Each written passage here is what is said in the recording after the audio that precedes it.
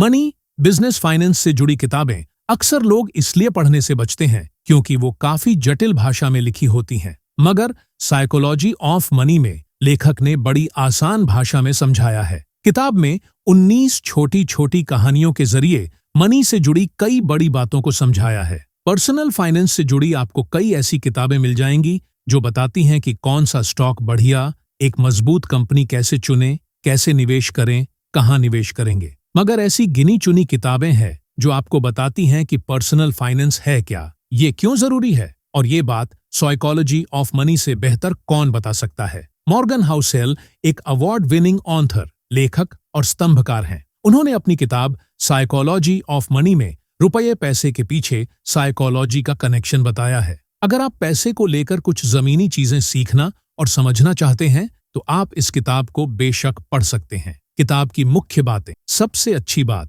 Money, business, finance से जुड़ी किताबें अक्सर लोग इसीलिए पढ़ने से बचते हैं क्योंकि वो काफी जटिल भाषा में लिखी होती हैं। मगर साइकोलॉजी ऑफ मनी में लेखक ने बड़ी आसान भाषा में समझाया है। किताब में 19 छोटी छोटी कहानियों के जरिए मनी से जुड़ी कई बड़ी बातों को समझाया है। नीचे इस किताब से मिलने वाली कुछ 11 प्रमुख बातों का जिक्र करने जा रहे हैं। 1. पैसा नहीं, उसे लेकर आपका रवैया मायने रखता है। मॉर्गन एक कहानी में बताते हैं कि कैसे एक अमेरिकी सफाई कर्मी स्मार्ट इन्वेस्टिंग के जरिए करोड़पति बन जाता है। वहीं दूसरी तरह एक मोटी सैलरी कमाने वाला कंपनी का सीईओ अपने गलत रवैये की वजह से बैंकरप्ट हो जाता है। दूसरा, हर किसी के लिए पैसे के मायने अलग होते हैं। कुछ लोगों के लिए जिनके पास रहने को घर भी नहीं है, उनके लिए मिनिमम वेज भी बहुत बड़ी रकम होगी। वहीं दूसरी तरफ किसी कंपनी के एग्जीक्यूटिव या अधिकारी $1,00,000 की सैलरी पर भी नाखुश रह सकते हैं। कुल मिलाकर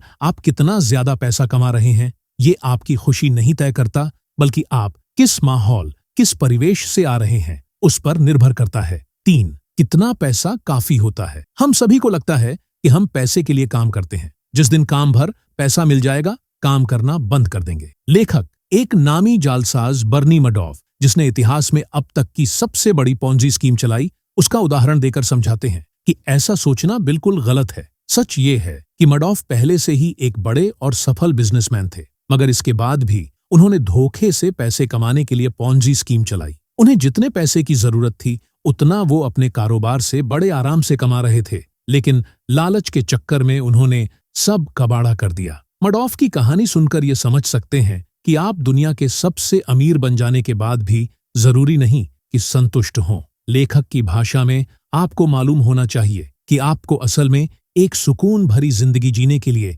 कितने पैसे की जरूरत है। चौथा, power of compounding. Warren Buffett को भले ही अब तक के सबसे महानतम निवेशकों से गिना जाता हो, मगर सच ये है कि उनकी 99% जायदाद 50 साल की उम्र के बाद बनी। बफे के पास इतनी संपत्ति होने का क्रेडिट जाता है कंपाउंडिंग को। 5वें, अमीर होने और अमीर बने रहने में बहुत फर्क है। अमीर होने के बहुत सारे रास्ते हैं, मगर अमीर बने रहने का सिर्फ एक ही रास्ता है, और वो है सोच समझकर खर्च करना। छठा, बिना सोचे समझे रिस्क नहीं लें। मार्केट में हजारों कंपनियों के शेयर मिल रहे हैं, मगर इनमें से गिने चुने शेयर ही वाकई आपको अमीर बना सकते हैं। बदकिस्मती से इन्हें ढूंढना बहुत मुश्किल है। इसके लिए आप इंडेक्स फंड खरीद सकते हैं और काफी हद तक एक औसत मुनाफा कमा सकते हैं, जो कुछ नहीं कमाने से तो बेहतर है। 7वां, इतिहास हमेशा खुद को नहीं दोहराता। निवेशक हमेशा बाजार का अनुमान लगाने के लिए इतिहास के पन्ने पलट कर देखते हैं, मगर ऐसा नहीं है। इतिहास की परिभाषा में ये एक अप्रत्याशित और असामान्य घटनाओं का एक दस्तावेज है।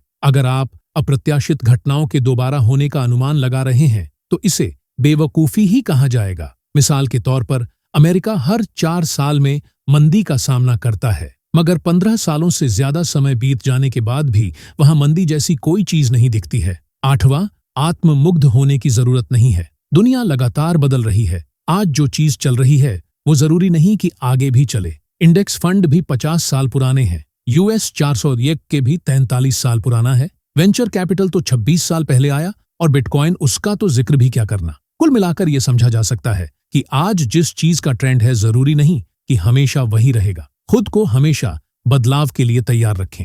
9वां, पैसे के बदले समय मिलता है। आज हम जो पैसा लगाते हैं उससे पैसिव इनकम जनरेट होती है, जो एक समय के बाद आपकी सैलरी से ज्यादा हो सकती है। ऐसा होने पर आप आराम से नौकरी छोड़ सकते हैं और जो आपका दिल करना चाहे, जो आपका पैशन हो, उसे फॉलो कर सकते हैं। आपको पैसे के लिए किसी के लिए नौकरी करने की जरूरत नहीं होगी। फाइनेंशियली फ्री होंगे। 10वीं संपत्ति वो है जो नजर नहीं आती। आपने लोगों को ये कहते हुए सुना होगा कि काश मैं करोड़पति होता, मगर असल में उनके कहने का मतलब होता है कि काश मैं 1 करोड़ रुपए खर्च कर पाता। लेकिन असल में अगर आपको 1 करोड़ मिले और आप उसे पूरी तरह खर्च कर दें, तो आपकी ये आदत आपको जल्द ही कंगाल भी बना सकती है। तो अगली बार जब आप किसी तो महंगी गाड़ी या महंगे अपार्टमेंट में रहते हुए देखें, तो ये जरूर समझ लें कि वो अमीर नहीं, बल्कि अमीर होने का दिखावा कर रहे होंगे। आप लोगों की अमीरियत तो देख सकते हैं, मगर उनके खाते में असल में कितने पड़े हैं, आप इसका अंदाजा नहीं लगा सकते। इसलिए बेहतर होगा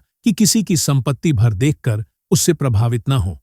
11वां, कोई भी बेवकूफ नहीं है। जब भी आप कोई शेयर खरीदते हैं, तो याद रहे कि किसी ने वो शेयर बेचा है। इसका मतलब है कि जब आप कोई शेयर खरीदते हैं, तो आप उसे सस्ता समझ रहे होते हैं, मगर दूसरी तरह वही स्टॉक बेचने वाले के लिए महंगा होता है। कुल मिलाकर हम कहना ये चाहते हैं कि लोगों को हमेशा यही लगता है कि वो बढ़िया डील कर रहे हैं, और उस वक्त के लिए हो सकता है ये अच्छी डील हो भी। मिसाल के तौर पर आज से 20 साल पहले किसी ने अमेज़न के शेयर लिए होंगे, तो वो इस समय 2600% के फायदे पर बैठा होगा। मगर वहीं किसी के लिए अमेज़न के शेयर इस लेवल पर वाजिब लगेंगे क्योंकि वो एक ई-कॉमर्स कंपनी के तौर पर अमेज़न के बिजनेस का अंदाजा लगा रहा होगा। निष्कर्ष दी साइकोलॉजी ऑफ मनी को हर उस इंसान को पढ़नी चाहिए जो निवेश करना चाहता है या कर रहा है। किताब पर्सनल फाइनेंस से लेकर इन्वेस्टिंग तक और फाइनेंशियल डिसीजन तक के बारे में बहुत डिटेल में बताती है। हम में से कई लोग पैसे को खुशियों से मापते हैं,